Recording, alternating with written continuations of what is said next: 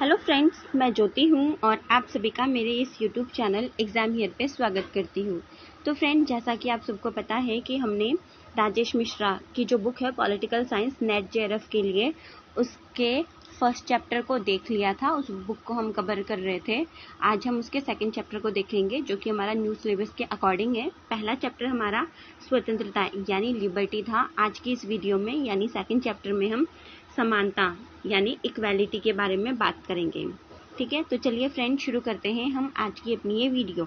तो हमारा सबसे पहला पॉइंट है कि उदारवादियों के अनुसार, जो उदारवादी विचारक थे उसके अनुसार जो समानता है वो वैधानिक होती है, यानी कि जितने भी व्यक्ति होते हैं सभी व्यक्ति कानून नियम के समक्ष जो है क्या होंगे, समान माने जाएंगे।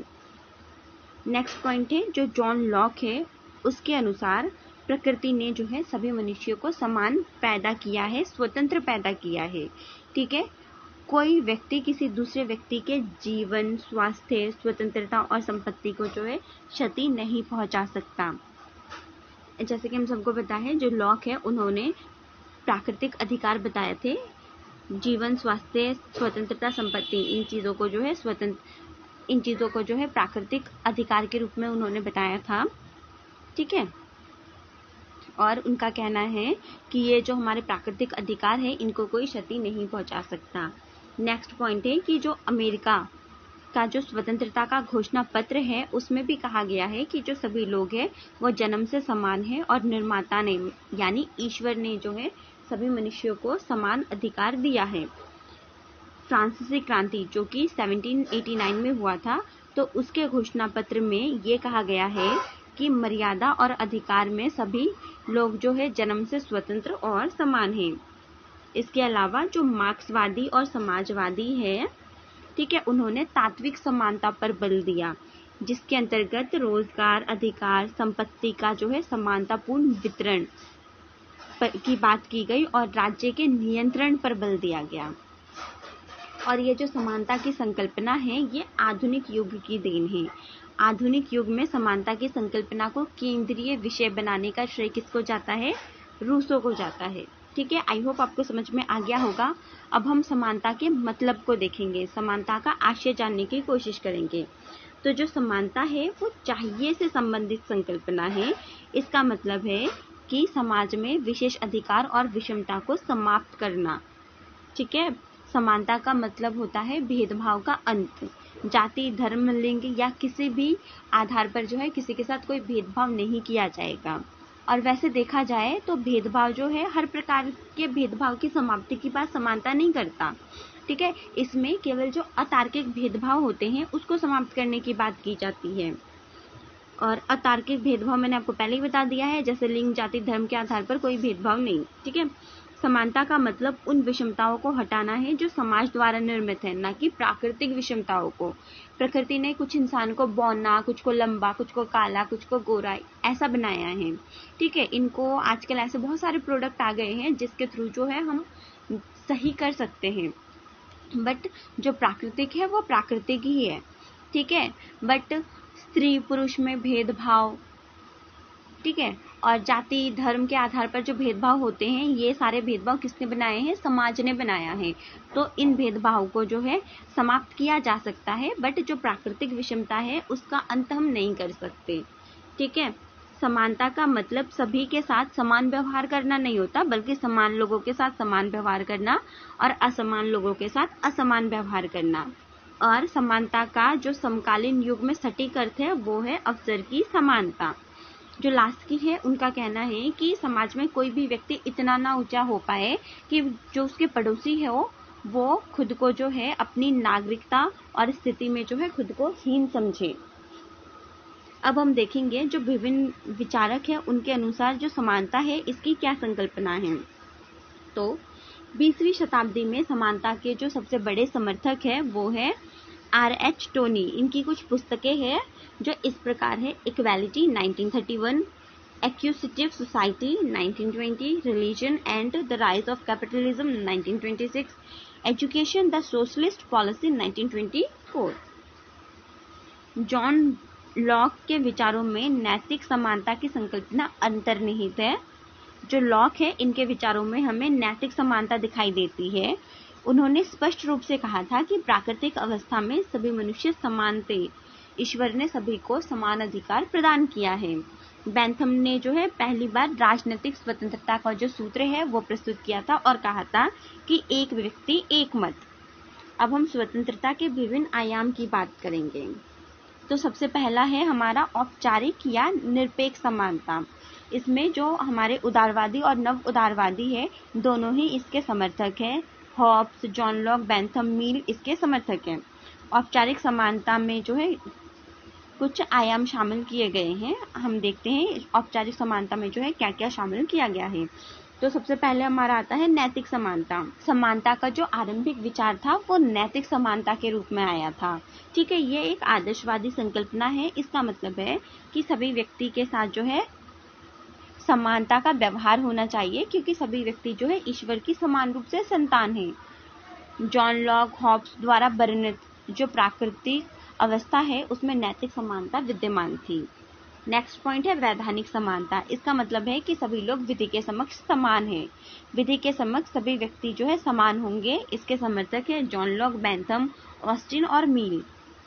अब हम सामाजिक समानता की बात करेंगे। समाज में धर्म, जाति और लिंग के आधार पर जो है भेदभाव नहीं होगा। समाज में विशेष अधिकार और जो विषमता है इसका अंत होगा और अल्पसंख्यकों की अधिकारों की रक्षा करना ही सामाजिक समानता के अंतर्गत आता है। और नेक्स्ट पॉइंट है राजनीतिक समानता। इसके अंतर्गत क्या क्या आता है? प्रत्येक व्यक्ति को राजनीतिक जीवन में सहभागिता का समान अधिकार प्रदान करना, यानी कि व्यक्ति को जो है वोट देने का या राजनीति में उतरने का जो है पूरा अधिकार है। ठीक है, नेक्स्ट हमारा है आर्थिक समानता। इसका जो समर्थन है वो कौन कौन करता है? कल्याणकारी राज्य और समाजवादी विचारक। इसमें जो है न्यूनतम आर्थिक जरूरतों की पूर्ति करना और व्यक्ति को काम का अधिकार दिए जाने की बात की जाती है। नेक्स्ट पॉइंट है लैंगिक समानता। इसमें जो है पितृसत्तात्मक सत्ता की जो है समाप्ति की बात की जाती है। निजी और सार्वजनिक जीवन में भेदभाव की समाप्ति की बात की जाती है और ये कहा जाता है कि महिलाओं के जो घरेलू काम होते हैं उसका भी महत्व स्वीकार किया जाना चाहिए। ब्रिटेन के जो विचारक समाजवादी की तरफ अपना झुकाव रखते हैं उनमें रिचर्ड टोनी, जॉर्ज ऑरवेल और टिटमस जो है प्रमुख हैं। अब हम अवसर की समानता की बात करेंगे। ये समानता का सर्वस्वीकृत आधुनिक रूप है। ठीक है, अवसर की समानता का मतलब है समान के साथ समान व्यवहार करना और असमान लोगों के साथ असमान व्यवहार करना। जो डर्किन है उन्होंने असमानता की अवसर की समानता को संसाधन की समानता के रूप में व्यक्त किया। उनका कहना है कि आरंभिक स्थिति में लोगों को समान संसाधन दिए जाएंगे, पर शारीरिक रूप से जो विकलांग लोग हैं या अन्य लोगों को अधिक सुविधा प्रदान की जाएगी। ठीक है, मतलब जिनको जो जरूरतमंद लोग हैं या फिर जो शारीरिक रूप से विकलांग लोग हैं उनको अन्य जो नॉर्मल लोग हैं उनसे अधिक सुविधा प्रदान की जाएगी। और इस चीज को जो है ये पेंशन योजना का नाम देते हैं डर्किन। और इनकी जो रचना है वो है टेकिंग राइट्स सीरियसली, जो कि इन्होंने 1977 में लिखी थी। लॉज एम्पायर 1986 में लिखी थी। सोवेंट वर्च्यू 2000 में लिखी थी। जॉन रॉल्स भी अवसर की समानता के जो है समर्थक है। इनके अनुसार समानता का मतलब है कि व्यक्ति को मूलभूत प्राथमिक वस्तुएं प्रदान की जानी चाहिए। अब हम अवसर की समानता के व्यवहारिक पक्ष की बात करेंगे। सबसे पहला आता है हमारा सकारात्मक क्रिया। ये जो व्यवस्था है ये अमेरिका में प्रचलित है। इसके द्वारा क्या किया गया था? अमेरिका में जो अश्वेत लोग हैं इनके सामाजिक, आर्थिक और शैक्षणिक उत्थान के लिए सरकार ने जो है विश्वविद्यालय द्वारा कुछ प्रबंधन करवाए थे। इसके अंतर्गत अमेरिका के जो विश्वविद्यालय है इसमें जो अश्वेत लोग हैं उनको कम मार्क्स आने पर भी जो है यूनिवर्सिटी में प्रवेश करने का अधिकार दिया गया और उनके लिए जो है सीटें आरक्षित की गई। अगर हम अवसर की समानता को भारत के संदर्भ में देखें तो भारतीय संविधान में अवसर की समानता को जो है संरक्षणात्मक भेदभाव या विधि के समक्ष समान संरक्षण की संज्ञा दी गई। इसके अंतर्गत पिछड़े वर्ग के लोगों को सेवा में आरक्षण दिया गया।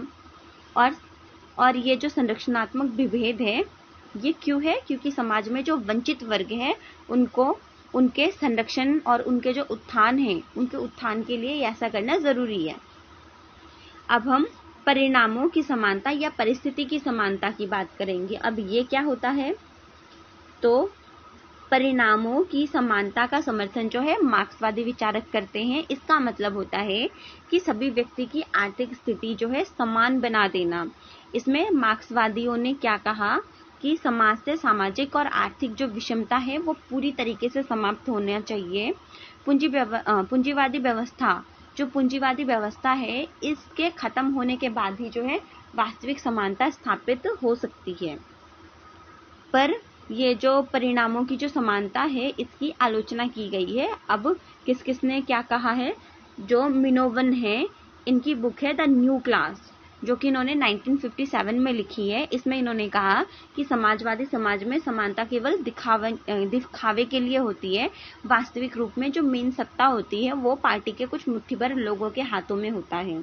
ठीक है। और नेक्स्ट है हमारा जेम्स बर्नहम, जिनकी बुक है द मैनेजरियल रिवॉल्यूशन, 1941 में लिखी थी इन्होंने। इसमें जो है प्रबंधकीय क्रांति की चर्चा की उन्होंने, और इन्होंने आधुनिक समाज को उत्तर औद्योगिक समाज की संज्ञा दी। उनके अनुसार आधुनिक समाज में व्यावसायिक और तकनीकी विशेषज्ञ महत्वपूर्ण भूमिका का निर्वाह कर रहे हैं, इसीलिए ना तो पूंजी प्रधान है और ना ही सर्वहारा वर्ग। अब हम विभिन्न विचारकों के अनुसार समानता का अर्थ देखेंगे। शास्त्रीय उदारवादी या परंपरागत उदारवादी, यह समानता को वैधानिक या औपचारिक या राजनीतिक समानता के रूप में स्वीकार करते हैं। जो परंपरागत उदारवादी है वो समानता को जो है वैधानिक समानता के रूप में स्वीकार करते हैं। जो नेक्स्ट हमारा है मार्क्सवाद, जो मार्क्सवादी है इनके अनुसार इन्होंने जो है समानता को परिणामों की समानता माना या परिस्थितियों की समानता के रूप में स्वीकार करते हैं। ये मूल रूप से समानता के आर्थिक समानता, जो मार्क्सवादी है ये आर्थिक समानता की बात करते हैं। इनके अनुसार आर्थिक समानता के अभाव में जो है राजनीतिक और वैधानिक समानता निरर्थक होगी। नेक्स्ट है सकारात्मक उदारवादी या कल्याणकारी राज्य के समर्थक। इसके अनुसार समानता का मतलब है अवसर की समानता। अवसर की समानता के अंतर्गत वैधानिक, आर्थिक और राजनीतिक सभी प्रकार की समानता को जो है शामिल किया गया है। अब हम समुदायवादी जो लोग हैं इनकी समानता को लेकर क्या विचार है उसको देखेंगे। तो जो बाल्जार है इन्होंने जटिल समानता का विचार प्रस्तुत किया। इनका कहना है कि समाज में मूलभूत जरूरतों की वितरण, जो मूलभूत जरूरतें हैं उनके वितरण के जो है मानदंड अलग होने चाहिए। प्रत्येक समाज के लिए एक समान वस्तुएं जो है उपयोगी नहीं होती, हर समाज की जो है अलग अलग जरूरतें होती है, तो मानदंड भी अलग होना चाहिए। सभी व्यक्ति को समान मूलभूत सुविधाएं प्राप्त होनी चाहिए, पर प्रत्येक क्षेत्र में समानता संभव नहीं है। टेलर भी समुदायवादी है और इनकी बुक है सोर्सेज ऑफ द सेल्फ, 1989 में इन्होंने लिखी थी। अब हम समानता की नारीवादी संकल्पना की बात करेंगे। तो सबसे पहला हमारा है उदारवादी नारीवादी। जो उदारवादी नारीवादी है ये सार्वजनिक क्षेत्र में समानता की बात करते हैं। इनका कहना है कि समान राजनीतिक अधिकार और शिक्षा का अधिकार जो है महिलाओं को मिलना चाहिए, मतलब ये राजनीतिक अधिकार और शिक्षा के अधिकार के जो है समर्थक है। नेक्स्ट हमारा है उग्र नारीवाद। जो उग्र नारीवादी है ये निजी जीवन में समानता की बात करते हैं। नैतिक, वैधानिक, राजनीतिक और आर्थिक समानता भी जरूरी है लेकिन पर्याप्त नहीं है। ठीक है, निजी जीवन में भी समानता होनी चाहिए। नारीवादी ने पितृसत्तात्मक सत्ता का इन्होंने विरोध किया। पितृसत्तात्मक सत्ता का मतलब होता है कि सार्वजनिक क्षेत्र जो है वो पुरुषों का है, जबकि निजी और घरेलू क्षेत्र जो है महिलाओं को दे दिया गया है। जो पितृसत्तात्मक सत्ता होती है इसमें सार्वजनिक क्षेत्र पुरुषों का माना जाता है और निजी क्षेत्र यानी कि घरेलू क्षेत्र जो है महिलाओं का माना जाता है। और महिलाएं इस निजी क्षेत्र में मतलब अपने घर में भी पुरुषों के अधीन होती है। महिलाओं के सामने जो है नाम ना होने की समस्या या पहचान का संकट भी होता है। घरेलू कार्य का जो है कोई मूल्य नहीं होता, वो जो घर के काम करती है उसका कोई मूल्य उनको नहीं दिया जाता, कोई महत्व नहीं होता। सेक्स जैविक संकल्पना, जेंडर जो है सांस्कृतिक संकल्पना, परिधान, बड़े बाल का निर्धारण, ये सब जो है समाज या हम कहें कि जो ये पितृसत्तात्मक सत्ता या पितृसत्तात्मक समाज है इसके द्वारा निर्धारित किया गया है। समानता का मतलब ये नहीं कि नारी को पुरुषों के समान बना दिया जाए, बल्कि जो नारीवादी मूल्य है, ठीक है, उसको समाज में जो है उचित स्थान दिया जाना चाहिए और पुरुषों की बहादुरी और साहस को प्रभावी बनाकर जो है इसमें प्रस्तुत किया जाता है। कैरोल पैटमैन, इनका कहना है कि महिलाओं को पितृसत्तात्मक सत्ता द्वारा निजी क्षेत्र के तहत रखा गया है। जो ये पितृसत्तात्मक सत्ता है, इन्होंने महिलाओं को निजी क्षेत्र में रखा है। कल्याणकारी राज्य को जो है इन्होंने पितृसत्तात्मक संज्ञा, राज्य की संज्ञा दी। इनका कहना है कि जो महिलाएं हैं वो अब भी प्राकृतिक अवस्था में हैं और इनको जो है सामाजिक समझौते में शामिल नहीं किया गया था। इनकी रचना जो है feminist critic of the public private dichotomy, इनकी बुक है जो कि इन्होंने 1983 में लिखी है। नेक्स्ट है बेट्टी फ्रीडन, इन्होंने जो है महिला मुक्ति के जन्मदाता की बात की है। इसके अलावा इनकी जो रचना है वो द फेमिनिस्ट मिस्टिक 1963, सेकंड है द सेकंड स्टेज 1981। इन्होंने कहा कि जो महिलाएं हैं उनके सामने जो मुख्य समस्या है वो नाम ना होने की समस्या है। नेक्स्ट हमारा है कैट मिलेट, इनका कहना है कि नारीवादी राजनीति दिन प्रतिदिन की राजनीति है। जो कैट मिलेट है इनका कहना है नारीवादी राजनीति जो है दिन प्रतिदिन की राजनीति है। इनकी बुक है द सेक्सुअल पॉलिटिक्स जो कि इन्होंने 1969 में लिखी है। नेक्स्ट है जर्मिन ग्रीर, इनकी बुक है the sex and destiny 1984, the female unit 1970। ठीक है। नेक्स्ट हमारा है साइमन द बुआ, इनका जो प्रसिद्ध कथन है वो है महिलाएं पैदा नहीं होती बल्कि बनाई जाती है और व्यक्तिगत ही राजनीतिक है। इनकी बुक है द सेकंड सेक्स जो कि 1949 में लिखा है। नेक्स्ट है द पर्सनल इज पॉलिटिकल 1970 में लिखा है। नेक्स्ट पॉइंट है वर्जीनिया वुल्फ, इन्होंने जो है कहा है कि महिला होने के नाते मेरा कोई देश नहीं है। इनकी प्रसिद्ध रचना है अ रूम ऑफ वंस ओन 1929 में लिखी थी। नेक्स्ट है मारियोसा डल्ला कोस्टा, इनका कहना है कि महिला को उनके घरेलू काम के लिए भी वेतन प्रदान करना चाहिए। नेक्स्ट है कैरोल गिल्गिन, इनकी बुक है इन अ डिफरेंट वॉइस 1982 में लिखा था इन्होंने। इनका कहना है कि मनोवैज्ञानिक दृष्टिकोण से जो लड़कियां हैं उनका लगाव उनकी माँ से होता है, जबकि पुरुष अपनी पहचान जो है स्वतंत्र रूप से बनाना चाहता है। इन्होंने देखभाल की नैतिकता का विचार प्रस्तुत किया जो जॉन रॉल्स की नैतिकता से अलग है। न्याय की जो नैतिकता है जॉन रॉल्स की उससे अलग है। नेक्स्ट हमारा है एलिस्टीन, इनकी बुक है पब्लिक मैन प्राइवेट वुमेन जो कि इन्होंने 1993 में लिखा है। इनका कहना है कि महिलाओं के पास केवल घरेलू काम होते हैं और इनके शोषण का कारण सेक्स या जेंडर नहीं है। आयरिश मेरियम यंग, इनकी बुक है justice and the politics of difference 1994 और इनकी दूसरी बुक है इंक्लूजन एंड डेमोक्रेसी जो कि इन्होंने 2001 में लिखी है। और एक और बुक है ऑन फीमेल बॉडी एक्सपीरियंस जो कि इन्होंने 2005 में लिखी है। ठीक है फ्रेंड्स, ये जो मैं बुक्स बता रही हूँ इनको कहीं पे नोट कर लीजिएगा या रट्टा मार लीजिएगा क्योंकि पेपर में जो है ये बुक के नाम डेट समेत पूछे जाते हैं। ठीक है।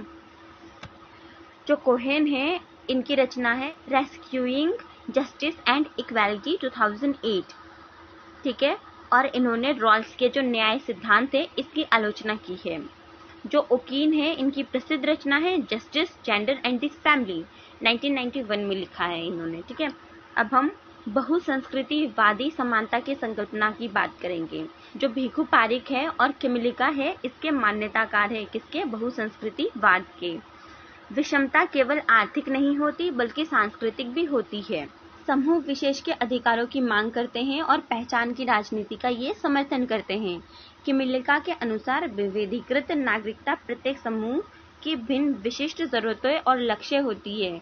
अल्पसंख्यक को भी समाज में आत्मसम्मान प्राप्त होना चाहिए।